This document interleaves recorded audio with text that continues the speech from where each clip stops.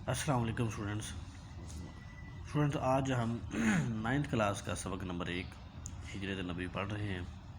Page number 2 ہے. تو ہم نے پچھلے 2 لیسنوں میں ہم یہاں تک پڑھ چکے تھے. اب آگے ہم پڑھتے ہیں.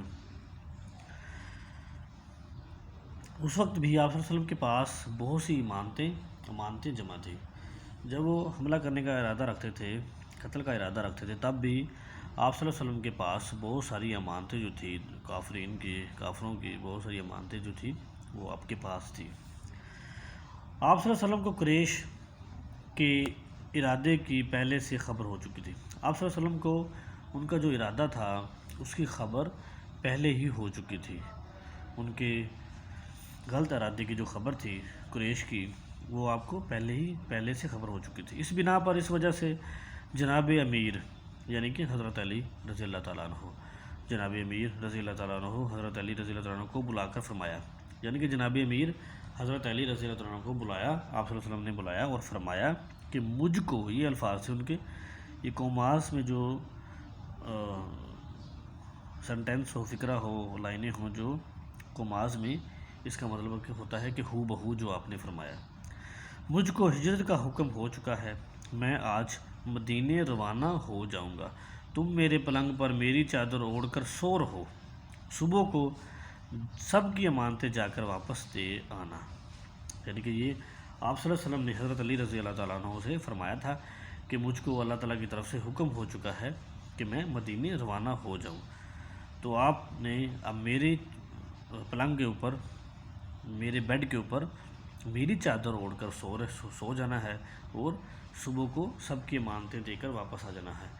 اس واقعے پر ایک دفعہ حضرت علی رضی اللہ عنہ فرماتے تھے اس واقعے کے اوپر کہ وہ واحد رات تھی میری زندگی کی تمام عمر کی، وہ ایک واحد رات تھی جب مجھے پورا یقین تھا کہ میں اس رات نہیں مروں گا، یعنی کہ میرے اوپر موت واقع نہیں ہوگی.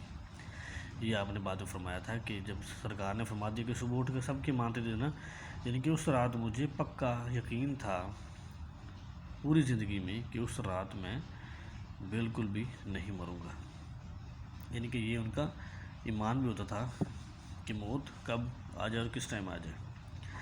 یہ سخت خطرے کا موقع تھا، یہ بہت زیادہ وقت تھا، خطرہ تھا بہت زیادہ اس ٹائم، اور موقع ایسا تھا کہ بہت خطرہ تھا.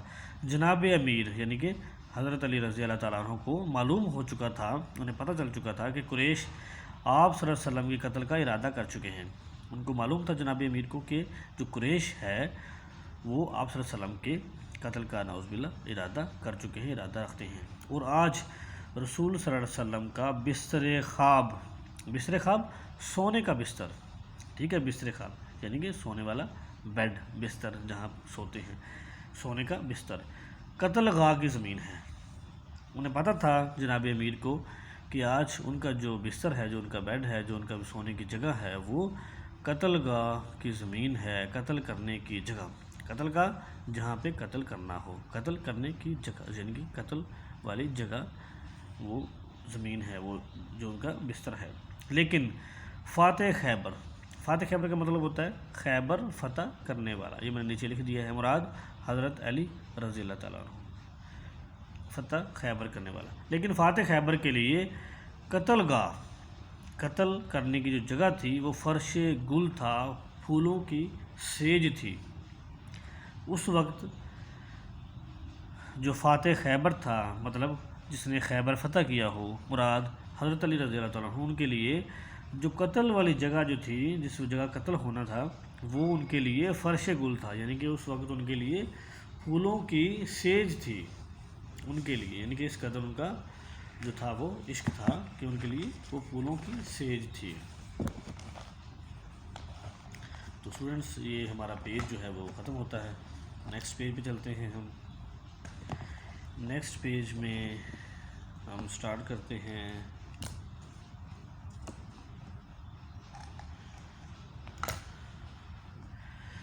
پیج نمبر 3 ہے. تو ہم یہاں سے سٹارٹ کرتے ہیں